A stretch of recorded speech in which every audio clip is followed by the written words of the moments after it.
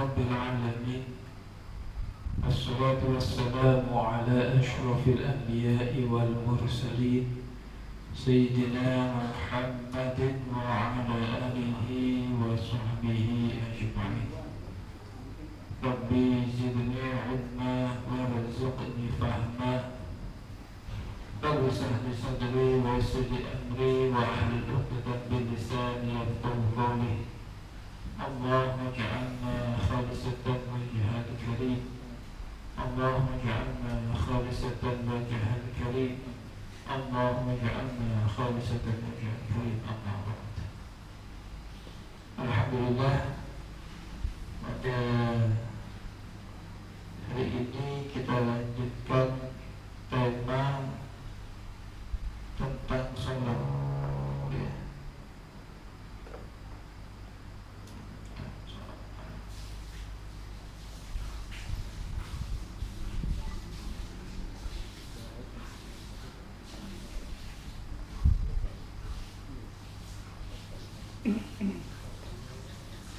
Terakhir kemarin pembahasannya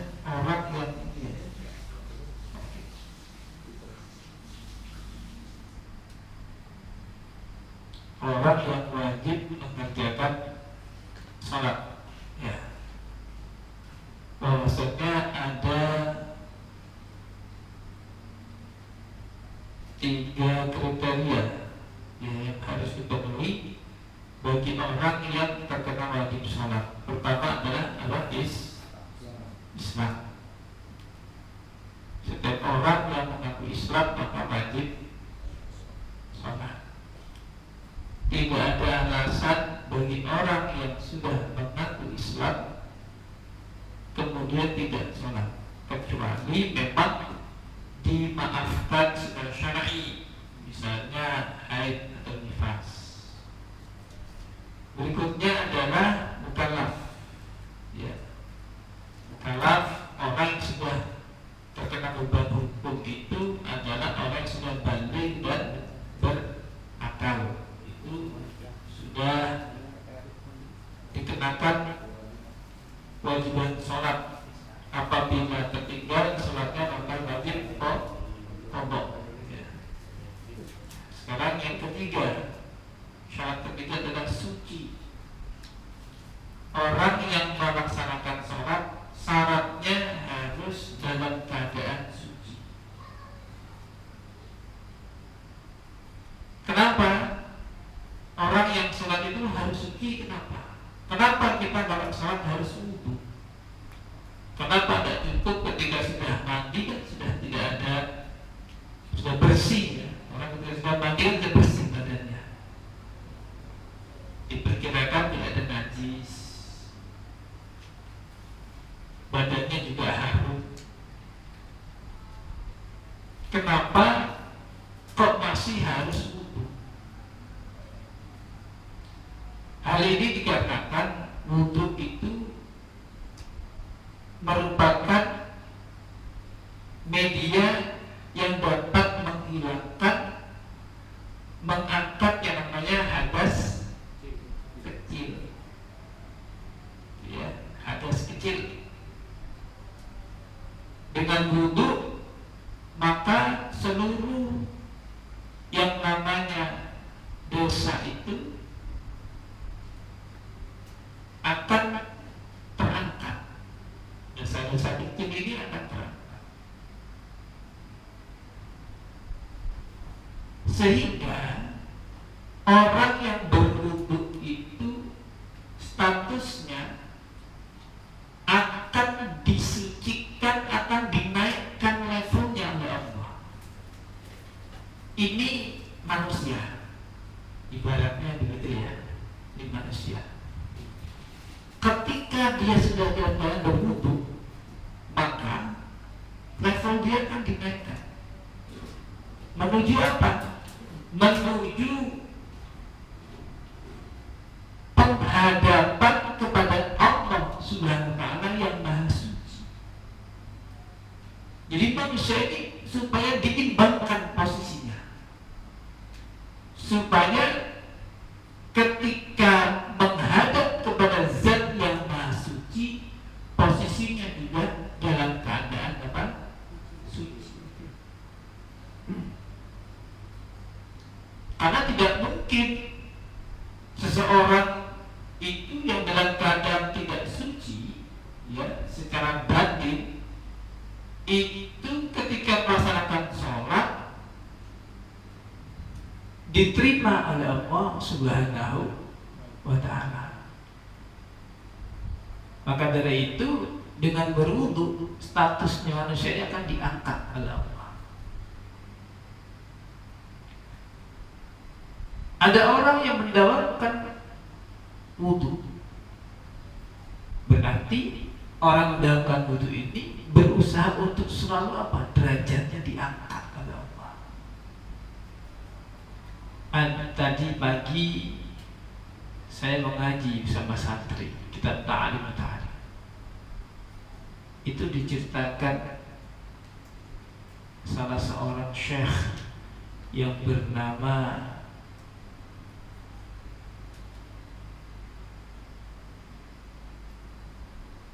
Al-Qadi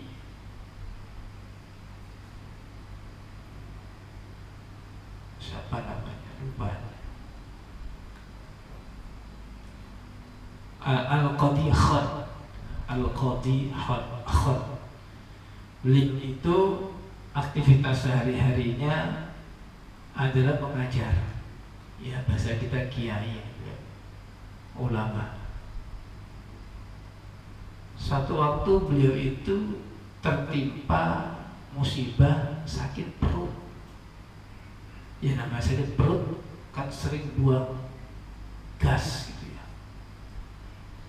Jadi kebiasaan beliau itu ketika mengajar selalu mendawamkan dalam keadaan punya wudu.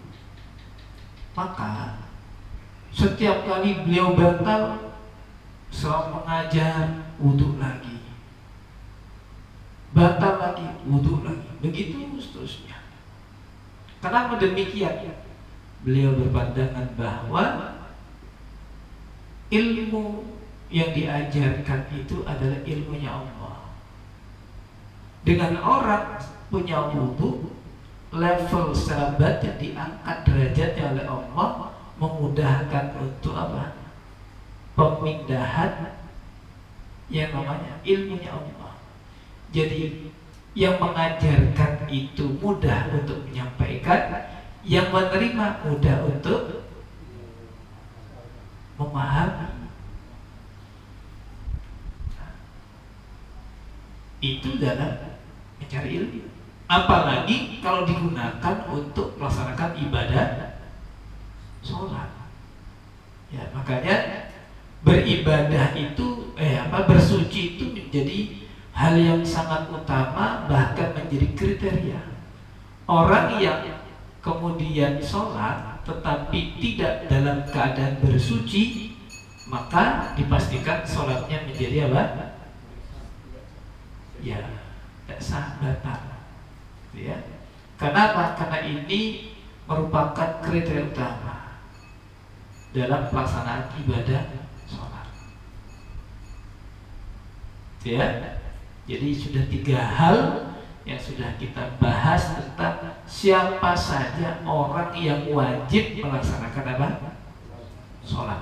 Ketika kita tahu dalam hal ini, ya, bahwasanya sholat itu harus Islam, harus mukallaf dan harus suci, maka sekali lagi tidak ada alasan bagi kita untuk kemudian tidak melaksanakan sholat. Selama hayat dikandung badan, maka wajib kita untuk melaksanakan sholat, gitu ya. Selesai materi tentang orang-orang wajib mengerjakan sholat. Kita berpindah tema pada waktu sholat. Ini penting juga ini. Jemaah rahimakumullah, saya membaca sebuah buku ini jadi oleh-oleh buat kita semua. Buku itu judulnya Muqashafatul Qulub, ditulis oleh Imam Ghazali. Beliau menjelaskan bahwa sholat itu adalah hadiah dari Allah yang diberikan kepada orang mukmin dalam rangka untuk apa? Untuk mengagungkan, menghormati manusia yang menyandang titel sebagai orang mukmin. Kenapa? Karena sholat itu adalah amaliyah ibadah para malaikat. Tetapi malaikat sholatnya itu dilakukan secara parsial. Kalau kita sholat kan utuh, ada takbir sampai salam, ya kan utuh. Bagian-bagian itu hakikatnya adalah amaliyahnya para malaikat. Diceritakan dalam buku itu bahwa ketika Allah Subhanahu wa Ta'ala baru selesai menciptakan langit, bumi dan seluruh alam semesta, Allah Ta'ala memerintahkan kepada para malaikatnya untuk segera mengisi setiap tempat daripada ciptaan Allah yang baru. Akhirnya isilah oleh seluruh malaikat. Ada malaikat yang diperintahkan oleh Allah untuk beribadah itu dengan cukup hanya dengan berdiri. Ada malaikat yang diperintahkan oleh Allah beribadah itu dengan cara rukuk. Ada yang sujud, ada yang posisi duduk di antara dua sujud, ada yang kemudian hanya bertasbih, ya persis dengan apa yang kita baca dalam bacaan sholat.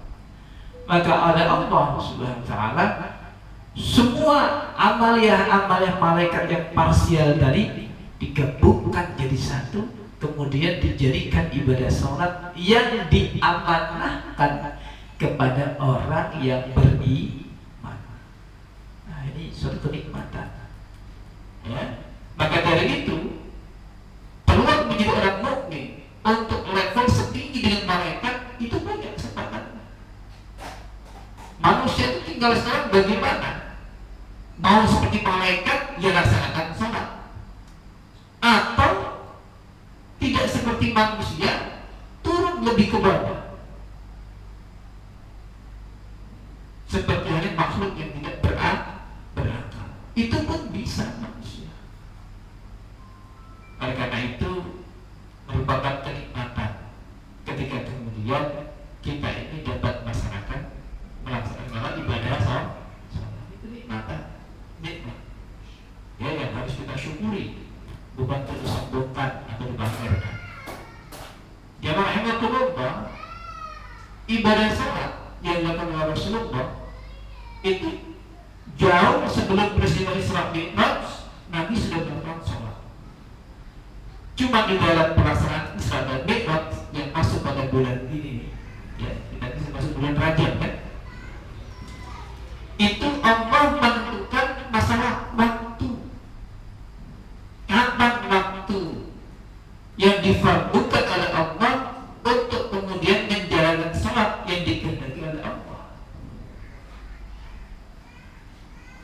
Kemudian ditetapkanlah waktu-waktu tertentu di mana kita kalau melakukan itu dengan jumlah rakaat tertentu itu dianggap telah melaksanakan kewajiban. Ya, hal ini ditetapkan di dalam surat An-Nisa ayat 103. Allah menyampaikan innas salata kanat 'alal mu'minina kitaban mawquta. Ya, sesungguhnya salat itu adalah apa? Kewajiban yang waktunya sudah ditetapkan atas orang-orang mukmin. Jadi kalau dalam keadaan tanpa uzur, yang sampai kita salat tidak sesuai dengan apa? Waktunya. Salat subuh jam berapa? Jam 1 siang. Salat zuhur misalnya, ini sudah jam Indonesia ya, waktu bagian barat ya, waktu taksel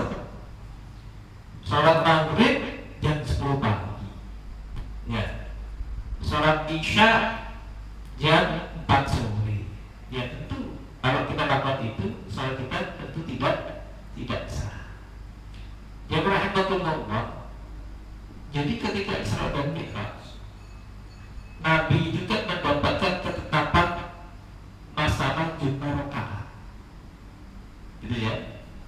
Isra dan Mi'raj itu penentuan jumlah rakaat. Adapun tata cara sholatnya, adapun masalah waktunya, itu adalah sama. Bahwa Nabi sebelum Rasulullah Muhammad SAW sampai Rasulullah masalah waktu ini sama ternyata. Subuh ya waktu subuh itu, zuhur ya waktu zuhur, asar waktu asar. Cuma dalam hal ini yang menjadi panduan itu adalah masalah jumlah rakaat. Sebagaimana kita ketahui bahwa Rasulullah itu pertama kali mendapat perintah salat berapa rakaat? 50 rakaat ya.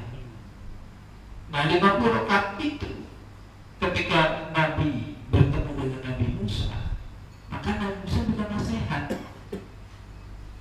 untuk kemudian meminta kepada Allah dikurangi. Kenapa?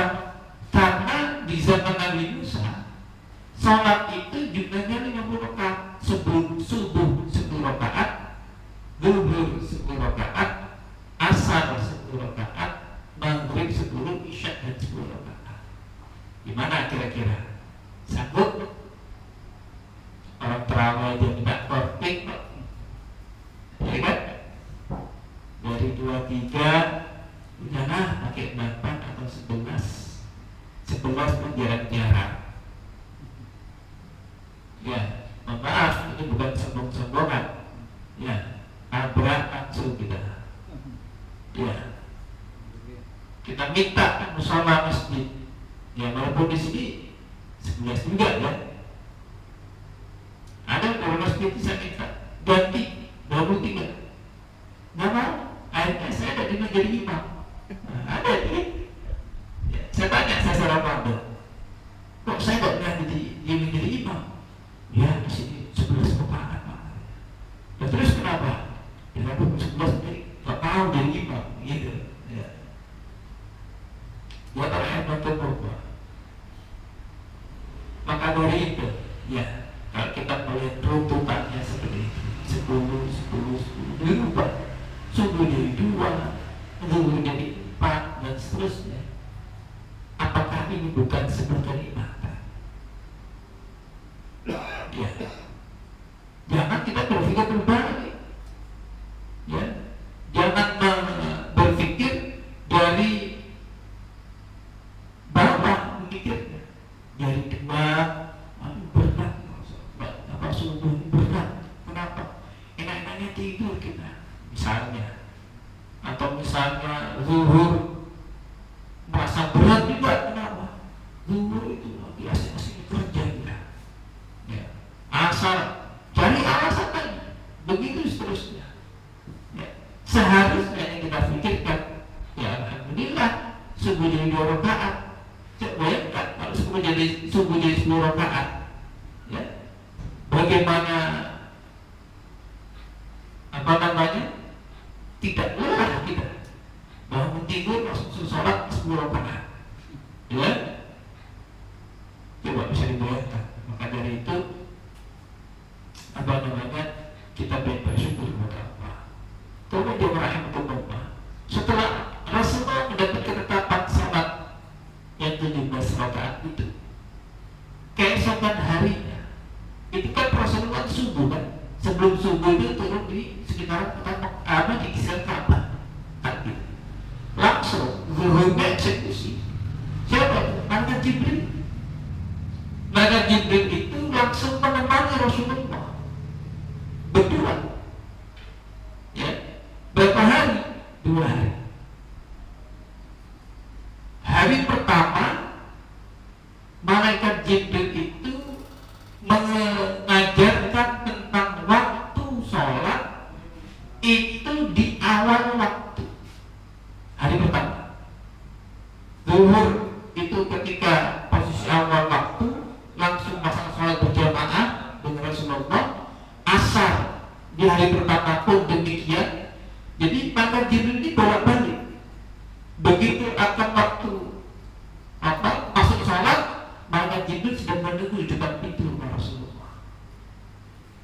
Begitu saat maghrib pun di awal waktu, saat isya pun di awal waktu, ya. Dan saat subuh pun juga di awal waktu. Ini hari pertama. Keesokan harinya masuk hari kedua, malaikat Jibril ini tetap menyambangi Rasulullah, tetapi pada hari kedua berbeda dengan hari pertama. Apa perbedaannya? Perbedaannya adalah justru malaikat Jibril itu melaksanakan saat berjamaah dalam rangka untuk takdim atau tarbiyah, ya, mendidik Rasulullah dalam masalah sholat itu di akhir waktu. Jadi hari kedua itu sholatnya Rasulullah dengan malaikat Jibril itu adalah ketika waktu hampir habis masuk pada waktu asar. Di hari kedua. Asar pun demikian. Ketika waktu asar mau habis masuk pada waktu maghrib. Maghrib pun demikian, seterusnya begitu. Ketika subuh pun demikian. Ketika waktu sudah dinyatakan hampir habis batas dari mana pelaksanaan salat subuh. Sehingga jadi lengkap.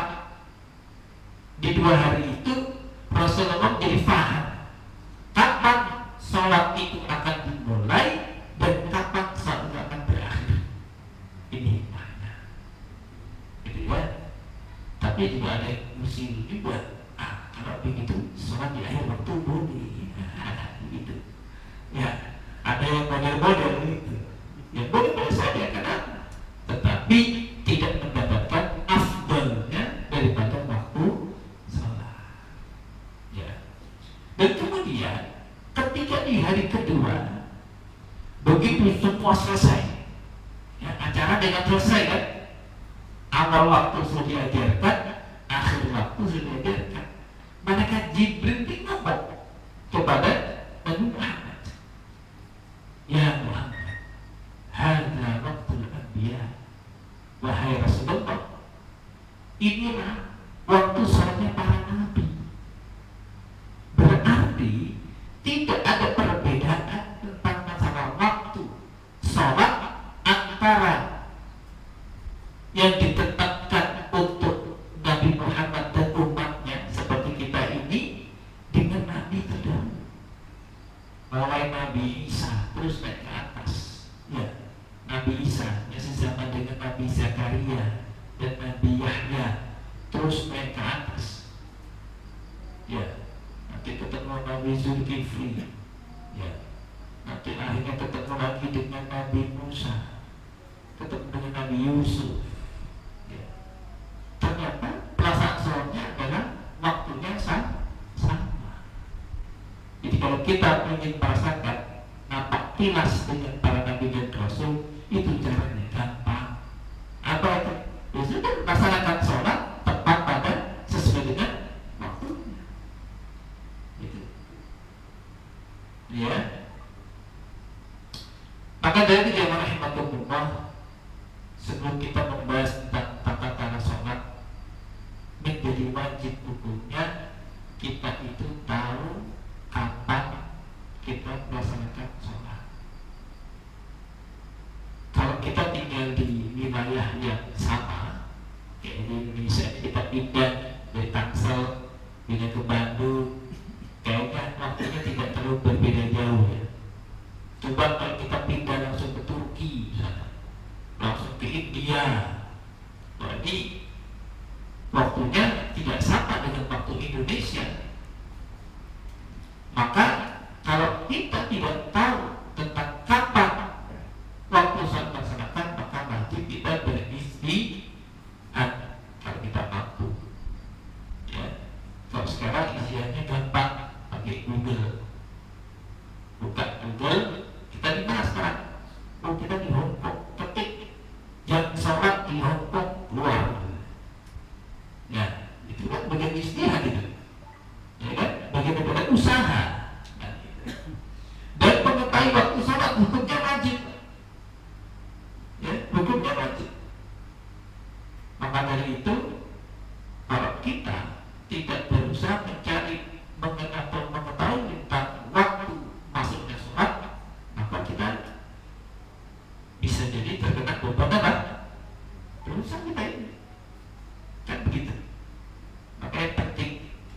bagi kita mengetahui tentang waktu sholat. Yang pertama adalah sholat apa? Yang pertama itu sholat apa sebetulnya? Ayo, kita mulai dari mana dulu? Dulu atau subuh dulu? Apa ada maghrib dulu? Hah? Mana yang menjadi angka 01?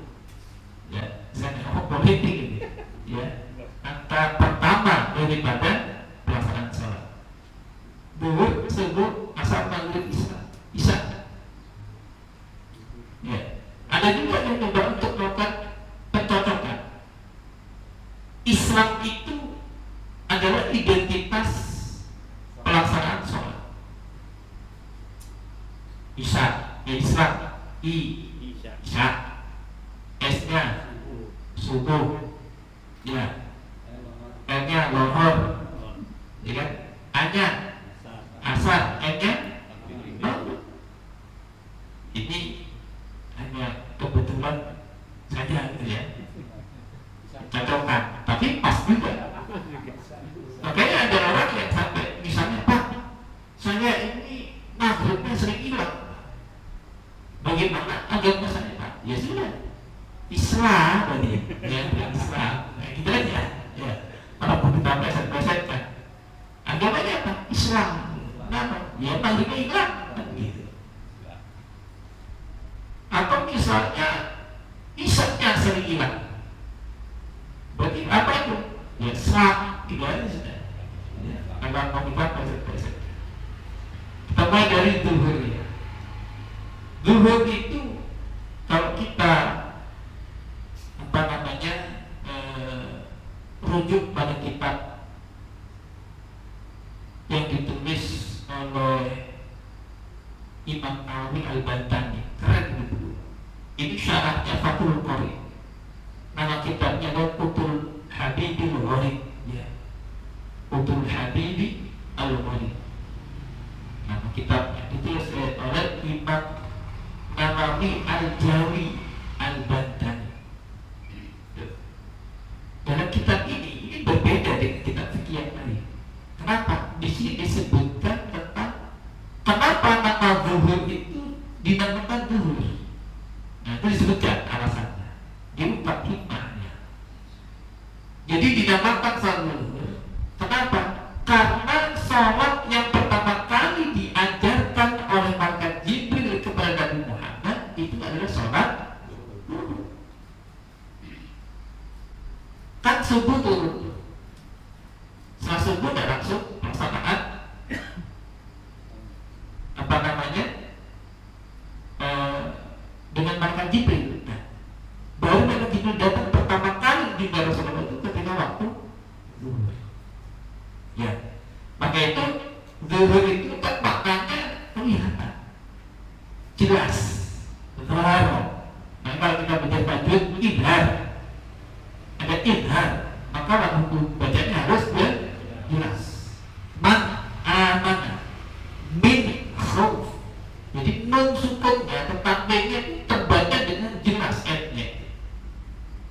Ya, kenapa?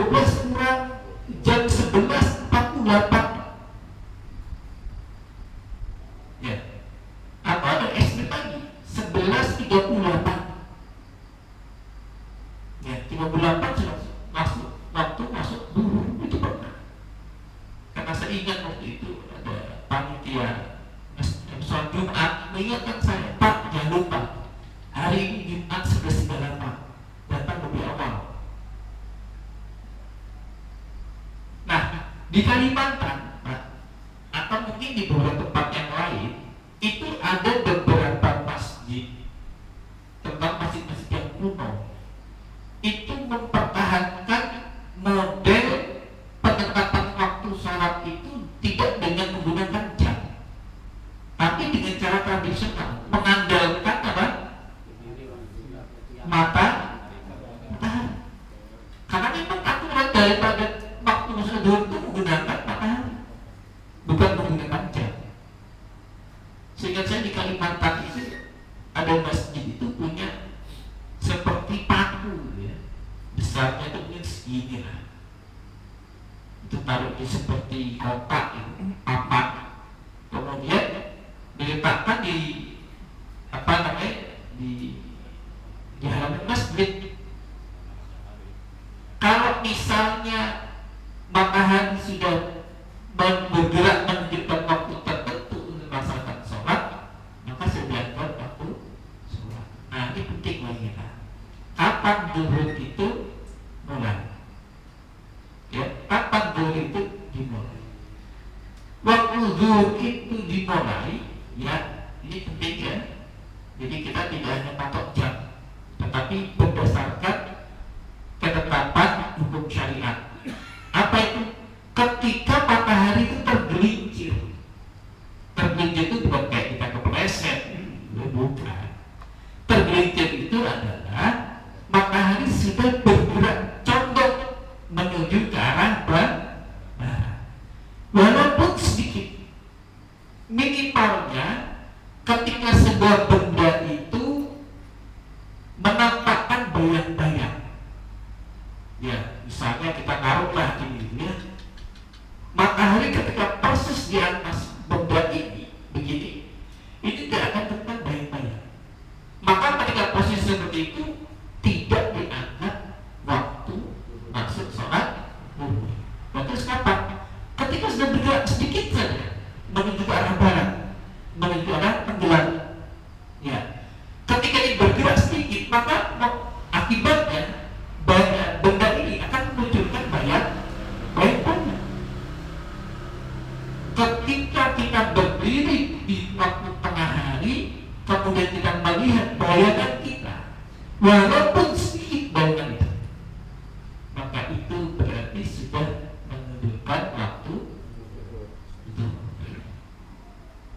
Nah, kalau kita terbiasa, ya, kita terbiasa nih, misalnya ada orang yang menentukan waktu sholat itu tidak 2 jam, tapi bukan fenomenanya. Dia akan tahu kira-kiranya, ya, ketika kapan ini bergerak sedikit, dia akan tahu. Sehingga ketika waktu mendung, dia tidak terpengaruh. Paham ya? Setiap waktu dia akan mengikuti bagaimana pergerakan daripada alam. Jadi mau mendung, mau hujan tidak pengaruh. Cuma masalah buat kita ini adalah kita nggak biasa itu. Sehingga yang kita akan selalu mengandalkan apa? Jam. Yang terjadi misalnya jam mati misalnya, ya, jamnya mati misalnya. Kemudian kita tidak memiliki pengetahuan tentang masalah kapan waktu masuk zuhur ini jadi masalah. Dengan begini kita jadi paham. Ini ya, permulaan waktu zuhur itu kapan? Ketika matahari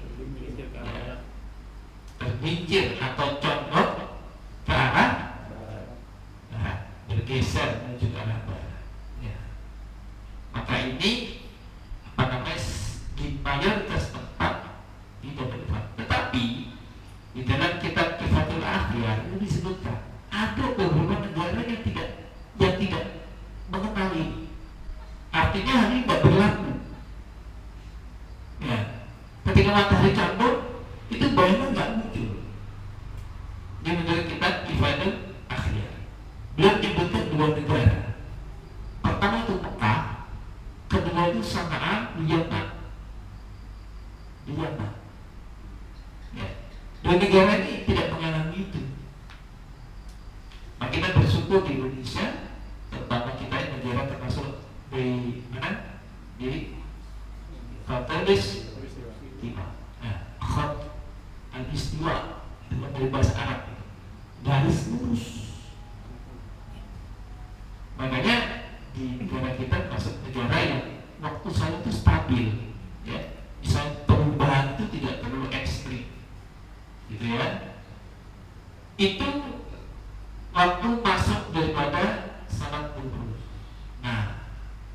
akhirnya apa? Karena sholat zuhur itu ada batasnya. Kapan batas berakhirnya sholat zuhur? Batas akhir sholat zuhur itu ketika posisi bayang-bayang itu sama tinggi dengan posisi objek. Jadi kalau kita pasang tongkat 1 meter tingginya, maka bayangan kalau sudah 1 meter berarti waktu zuhur habis. Begitu. Jadi sangat mudah bagi kita, ya, untuk mematok waktu kapan zuhur. Itu ketika pertama apa? Ya, bagaimana tahu yang matahari tergelincir? Lihat bayang-bayang. Sudah ada nggak bayang-bayang itu di arah barat atau timur bayang-bayang tadi? Arah timur. Ya, matahari kan bergerak begini, ya kan? Ke arah barat kan? Berarti bayang-bayang di sebelah timur. Ya. Jadi mudah bagi orang-orang yang terbiasa menggunakan arah apa namanya? Arah apa sebutnya? Arah mata angin. Ya. Kemana? Saya mau misalnya ke Ciputat. Bagaimana jalannya? Oh Bapak jalan aja Pak ke arah timur, kemudian nanti ketemu perempatan Kristian, baru belok utara, dari utara. Ini ada orang yang begitu ada kan? Kalau saya bingung Pak, beneran kan kiri aja ada. Alhamdulillah. Ya. Tapi ada orang di Sukabumi nanti bingung dia. Tapi kalau barat paham. Ya. Bahkan orang Melayu begini ini masih banyak di kampung begini banyak. Ya. Begitu masuk satu tempat baru, yang baru pertama kali apa? Menentukan kemana arah barat. Itu saya beberapa tamu ya yang berasal dari daerah itu ketika sampai di tempat yang asing buat mereka selalu menebak ini barat ke sana. Ya memang betul. Kalau kita terbiasa kan tahu, ya betul kan, penasaran. Tapi bagi mereka, ya itu penting. Kenapa? Karena pikirannya adalah bangsa sholat. Gitu kan? Jadi itu waktu zuhur mulai matahari tergelincir ini ditandai munculnya bayangan ke arah mana? Timur. Ya, munculnya bayangan ke arah timur. Sampai kapan? Sampai bayangan itu sama tinggi dengan objek. Sampai sini ada pertanyaan. Kalau sudah terbiasa menggunakan yang alami itu, ketika hujan dia bisa tahunya dari mana? Ya dari mana dia tahu? Dari kebiasaan. Dia bisa mengira-ngira. Ya, kayak misalnya kita nih sekarang biasa pakai hijab, gitu kan? Bisa pakai hijab, kan gitu. Walaupun kita tidak dengar azan, begitu hijab yang 12:04 sudah zuhur. Kan begini, saya tanya, tahu dari mana? Kalau yang 12:04 sudah zuhur. Ya karena memang saya biasanya jam yang terupdate terbaru itu jam 12.05, ya kan? Maka dia aplikasikan nama jamnya, pokoknya jam 12.05. Akhirnya walaupun kita berada, kalau di sini kan enak ya, di sini kan enak nih, kita bisa dengar adzan.